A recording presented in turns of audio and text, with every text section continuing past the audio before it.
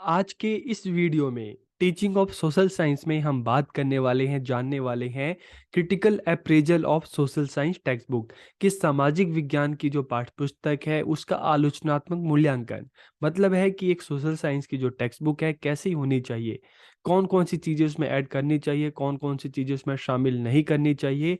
तो ये सारी की सारी जो बातें हैं इस वीडियो में हम जानने वाले हैं। तो वीडियो को हम शुरू करते हैं। और सबसे पहले अगर हम टेक्स्ट बुक की बात करें या सोशल साइंस की जो टेक्स्ट बुक है, पाठ्य पुस्तक है, उसकी हम बात करें।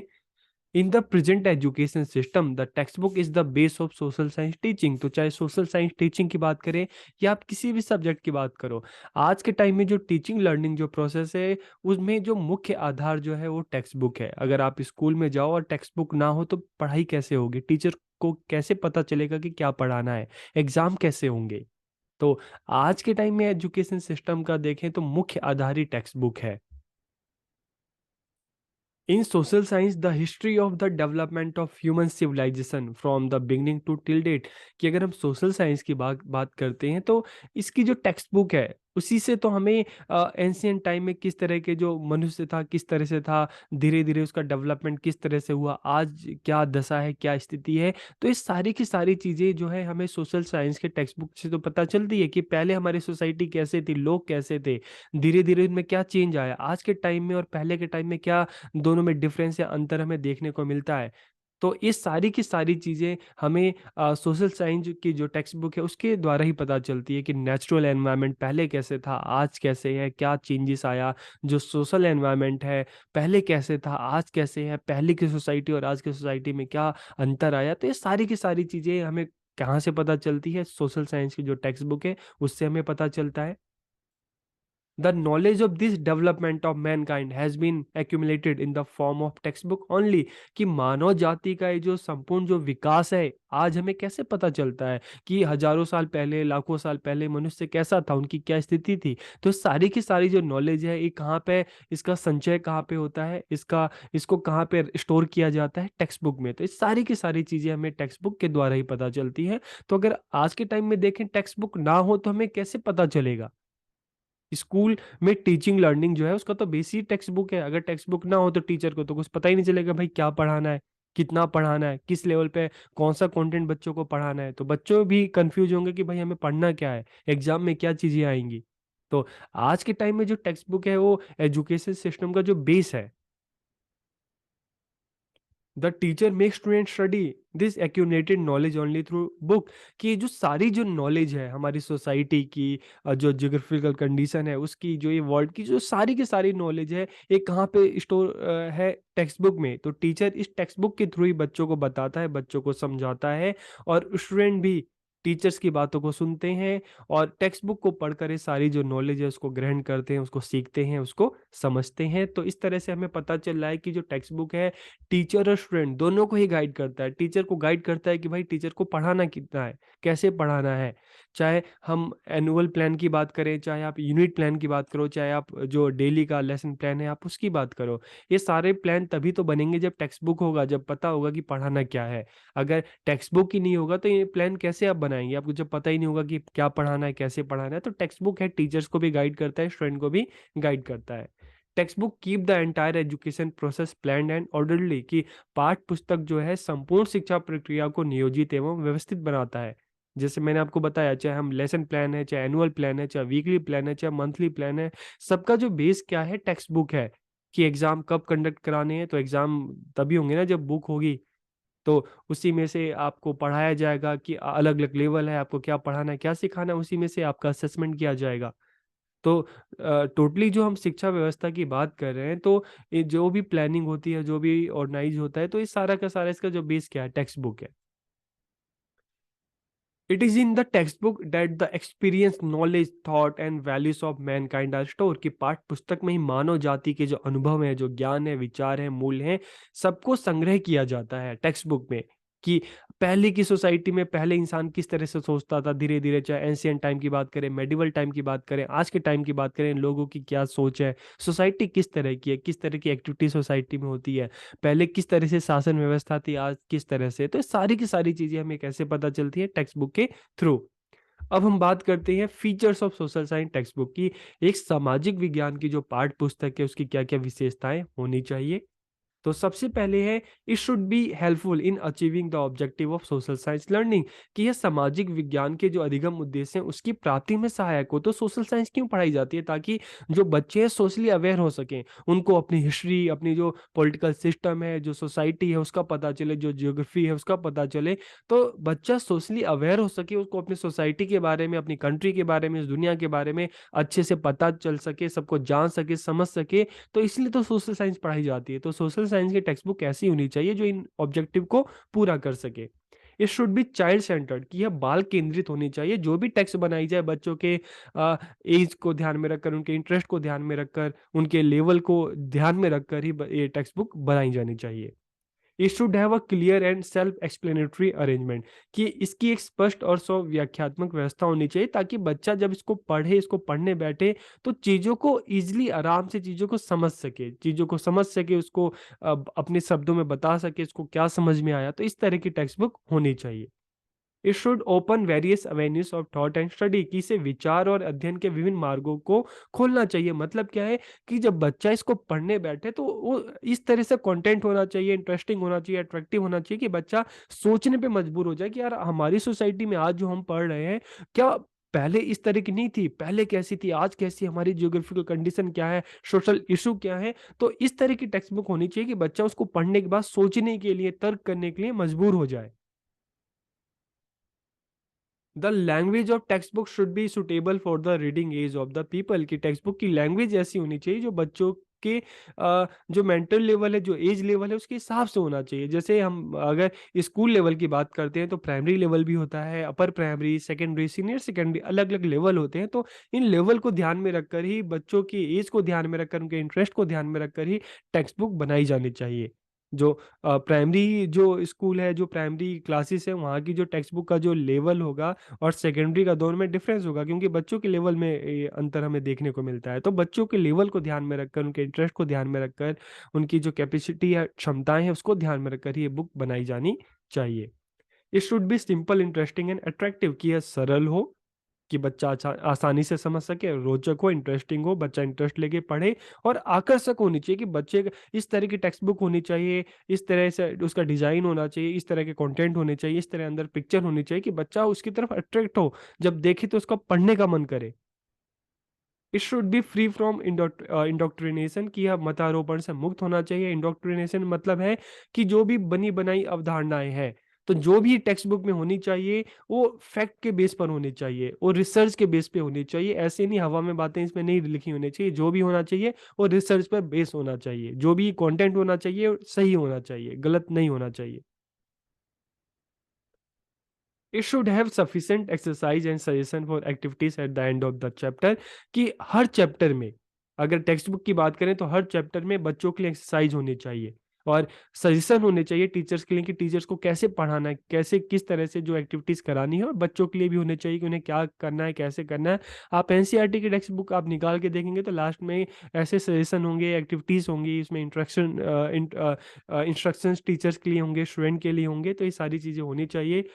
It must be up to date. देखिए हम सोशल साइंस है, जो सोसाइटी के बारे में पता चल रहा है, तो सोसाइटी की बात करें, चाहे हम अपने जियोग्राफिकल कंडीशन की बात करें, हमेशा यहाँ पे चेंज होता रहता है। पॉलिटिकल साइंस की बात करें आप, सिविक्स की बात करोगे, तो सोसाइटी में हर एरिया में चेंज देखने को मिलता है। तो इसीलिए जो सोशल साइंस की टेक्स्ट बुक है वो भी अप टू डेट होनी चाहिए।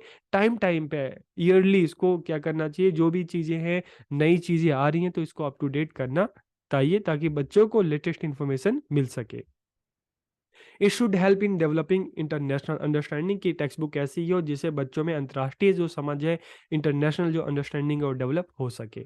अब हम बात करते हैं criteria for evaluation of social science textbook, की सोशल साइंस जो टेक्स्ट बुक है उसका जो मूल्यांकन का क्या मानदंड होना चाहिए, तो उसकी भी हम बात करते हैं।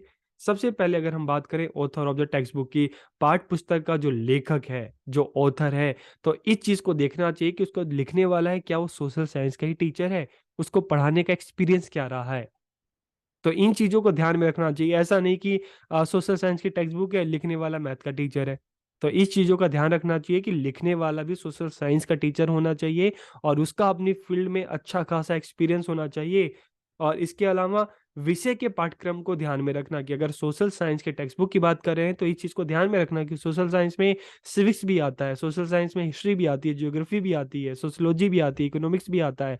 तो ये सारी की सारी जो चीज़ें हैं, एरिया जो है कवर होते हैं। तो जब सोशल साइंस की टेक्स्ट बुक है तो उसमें जो भी चैप्टर्स होने चाहिए ये सारे एरियाज कवर होने चाहिए। आप 6, 7, 8 क्लास की, 10th क्लास की बुक देखो तो इसमें आपको ज्योग्राफी भी मिलती है, आपको इसमें इकोनॉमिक्स भी मिलती है, सिविक्स भी मिलती है, हिस्ट्री भी मिलती है। तो ये चीज़ ध्यान रखना चाहिए कि इसमें जो अलग-अलग सोशल साइंस के जो एरिया हैं सारे जो हों कवर होने चाहिए। To be helpful in fulfilling the purpose of the subject, कि विषय के उद्देश्य पूर्ति में सहायक हो। तो सोशल साइंस का जो क्या ऑब्जेक्टिव है कि बच्चों को अवेयर करना, बच्चा अपने हिस्ट्री को जाने, अपने सिविक्स को जाने, अपने सोसाइटी को जाने, जो ज्योग्राफिकल कंडीशन है उसको जाने। तो जो भी इसका जो पर्पस है वो फुलफिल करे textbook. Careful in the selection and organisation of the syllabus, की जब सिलेबस का सिलेक्शन किया जा रहा है, ऑर्गेनाइजेशन किया जा रहा है, तो चीज़ों को ध्यान में रखना चाहिए। क्या ध्यान में रखना चाहिए? स्टूडेंट प्राइमरी लेवल की टेक्स्ट बुक प्राइमरी लेवल की है, अपर प्राइमरी की है, सीनियर सेकेंडरी की है, हायर सेकेंडरी की है। तो इस तरह से इन चीज़ों का ध्यान रखना चाहिए कि बनाने वाले जो टेक्स्ट बुक किस क्लास के लिए बना रहे हैं, किस एज ग्रुप के लिए बना रहे हैं, तो किस तरह से बच्चों का क्या लेवल है।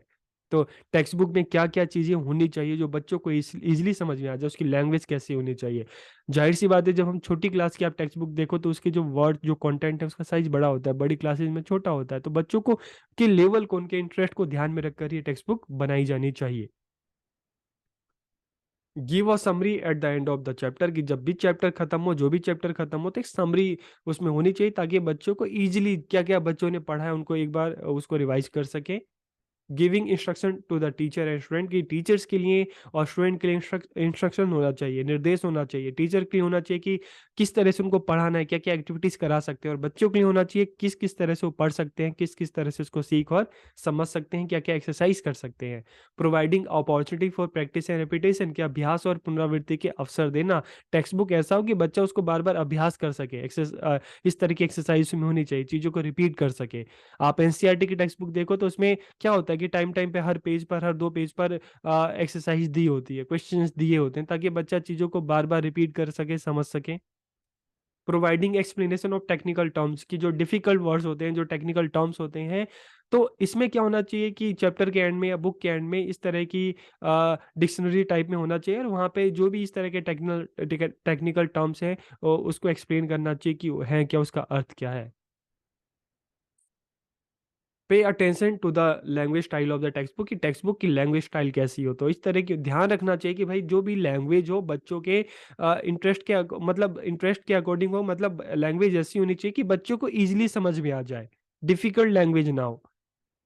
जब भी टेक्स्ट बुक बनाई जाए किस लेवल के लिए बनाई जा रही है इसको ध्यान में रखें कि लैंग्वेज इजी हो, इजी इजी टू अंडरस्टैंड हो, कि जो बच्चा जब उसको पढ़े तो आसानी से उस चीज़ों को समझ में आ जाए। बच्चों के जो मेंटल लेवल है, एज लेवल है, उसके हिसाब से होनी चाहिए। Pay attention to the printing and decoration of the textbook, कि पाठ्य पुस्तक की छपाई और साज सज्जा पर भी ध्यान देना चाहिए। कि देखो, अगर हम कहते हैं कि टेक्स्ट बुक बच्चा कब देखेगा, जब अट्रैक्टिव होगी। कोई भी कहानी की किताब जो है बच्चा जब दूर से देखता है तो उसको हाथ में पकड़ने की कोशिश करता है, क्योंकि उस पे अच्छे अच्छे चित्र बने होते हैं, जानवरों के होते हैं, एनिमल्स के होते हैं। इसी तरीके से अगर हम परियों की कहानी देखें तो उनके पिक्चर्स होते हैं। तो इसी तरह से टेक्स्ट बुक भी होना चाहिए कि उसका जो कवर होना चाहिए अट्रैक्टिव होना चाहिए, ताकि बच्चा देखे तो उसको हाथ में लेने का मन करे, उसको खोलने का मन करे। तो इस तरह का उसका जो कवर होना चाहिए, उसका डेकोरेशन होना चाहिए। इसके अलावा पाठ्य पुस्तक की आवश्यक बातें, जब आप टेक्स्ट बुक ओपन करते हैं तो स्टार्टिंग में इंट्रोडक्शन होना चाहिए, कौन-कौन से जो विषय सूची है, इंडेक्स होना चाहिए। इसके अलावा टेबल ऑफ कंटेंट है, इंडेक्स है, बिब्लियोग्राफी है, प्राइस एंड डिस्ट्रीब्यूशन है, सारी की सारी चीज़ें टेक्स्ट बुक में होनी चाहिए। तो ये है criteria evaluation of social science text book का, कि जब भी आप सोशल साइंस को इवैल्यूएट करते हो टेक्स्ट बुक को, तो इन चीज़ों का ध्यान में रखना चाहिए। इसके अलावा अब हम लास्ट में देखते हैं कि critical appraisal of a social science textbook, कि सामाजिक विज्ञान के जो पाठ्य पुस्तक है उसका आलोचनात्मक मूल्यांकन कैसे किया जाए। तो सबसे पहली बात जो है इसमें देखने के लिए है कि social science textbook should be based on real life problem so that the student can think about those problem and work to solve them. कि सामाजिक विज्ञान की जो भी पाठ्य पुस्तक है उसमें वास्तविक जीवन की जो समस्याएं हैं उस पर आधारित होनी चाहिए, ताकि बच्चा उसके बारे में सोच सके, समझ सके, उसको पता चल सके और किस तरह से उसको सॉल्व किया जा सकता है, बच्चा इसको भी जान सके। The text book of social science should be latest and complete. कि सामाजिक विज्ञान की पाठ्य पुस्तक आधुनिकतम और पूर्ण होनी चाहिए, और ईयरली इसको क्या करना चाहिए, अप टू डेट करना चाहिए, इसमें चेंजेस करने चाहिए। रीजन क्या है, देखो जैसे मैंने आपको स्टार्टिंग में बताया कि सोसाइटी जो सोशल साइंस है सोसाइटी पे बेस्ड है, सोसाइटी में हमेशा चेंजेस आते रहते हैं। तो जब सोसाइटी में चेंज आ रहे हैं तो इन चेंजेस के बारे में बच्चा अप टू डेट तभी रहेगा जब उसको पता चलेगा। तो इसलिए सोशल साइंस की टेक्स्ट बुक है उसमें भी टाइम टू टाइम जो इन चेंजेस के साथ ईयरली इसको चेंज किया करते रहना चाहिए। जो भी ये नहीं कि पूरी टेक्स्ट बुक चेंज कर दो, पूरी टेक्स्ट बुक नहीं, जो भी कंटेंट है, जो भी चैप्टर है, अगर उस एरिया में अगर कहीं कुछ चेंज आता है तो उसमें चेंजेस कर सकते हैं, अप टू डेट इसको टाइम टू टाइम कर सकते हैं। The content of the textbook should be interesting, clear and understandable. कि पाठ्य पुस्तक की जो विषय वस्तु के रोचक होनी चाहिए, स्पष्ट होनी चाहिए, बोधगम्य, मतलब बच्चों को आसानी से समझ सके, ऐसी होनी चाहिए। The textbook should not suffer from prejudice and sense of exclusion. की पाठ्य पुस्तक में कोई पूर्वाग्रह या अपवाद की भावना ग्रसित ही नहीं होनी चाहिए। जैसे मैंने आपको बताया कि भाई टेक्स्ट बुक होनी चाहिए तो जो भी है रिसर्च के बेस पे होनी चाहिए, जो भी चीजें इंफॉर्मेशन हो बिल्कुल ट्रूथ होना चाहिए, कोई भी कंट्रोवर्शियल इशू नहीं होने चाहिए, जो भी चीजें बच्चों को बताई जाए पढ़ाई जाए वो फैक्ट के बेस पर होनी चाहिए, ना कि लेखक की अपनी विचारधारा, ऐसा नहीं होना चाहिए। जो भी सही है वो भी बच्चों को पढ़ाया जाए, बताया जाए। The presentation of textbook should be done in an impartial manner. कि इसमें किसी तरह की पार्शियलिटी, भेदभाव नहीं होना चाहिए। लिखने वाला बिल्कुल निष्पक्ष होकर इस चीज को लिखे, इस चीज को ध्यान में रखना चाहिए। Text book should B helpful in fulfilling social values, ideals and need. कि टेक्स्ट बुक ऐसी हो जो हमारे जो सामाजिक मूल्य हैं, जो हमारे कॉन्स्टिट्यूशनल वैल्यूज हैं, जो हमारे आदर्श हैं, जो हमारी आवश्यकताएं हैं, उसकी पूर्ति में सहायक हो, इस तरह की टेक्स्ट बुक होनी चाहिए। The language style of textbook should be according to the age and mental level of children. की जो पाठ्य पुस्तक की जो भाषा है बालकों की आयु और मानसिक जो स्तर है उसके अनुसार होनी चाहिए। इसके अलावा there should be sufficient use of example in the textbook to explain the subject matter. की पाठ पुस्तक में विषय वस्तु को समझाने के लिए ज्यादा से ज्यादा उदाहरण हो, क्योंकि जितने एग्जाम्पल होंगे तो एग्जाम्पल एक ऐसी चीज है जिससे बच्चों को डिफिकल्ट से डिफिकल्ट जो कंसेप्ट है बहुत ही आसानी से समझाया जा सकता है। इसके अलावा the fact figure table use in the textbook should be accurate and real. की पाठ्य पुस्तक में जो भी टेबल हो, तथ्य हो, आंकड़े हो, तालिकाएं हो, बिल्कुल शुद्ध और वास्तविक होने चाहिए। तो ये सारी की सारी चीजें होनी चाहिए टेक्स्ट बुक पे। इसके आधार पर हम टेक्स्ट बुक को इवेल्युएट कर सकते हैं। तो आपको ये वीडियो कैसा लगा कमेंट करके जरूर बताइएगा। आप सबका बहुत बहुत धन्यवाद।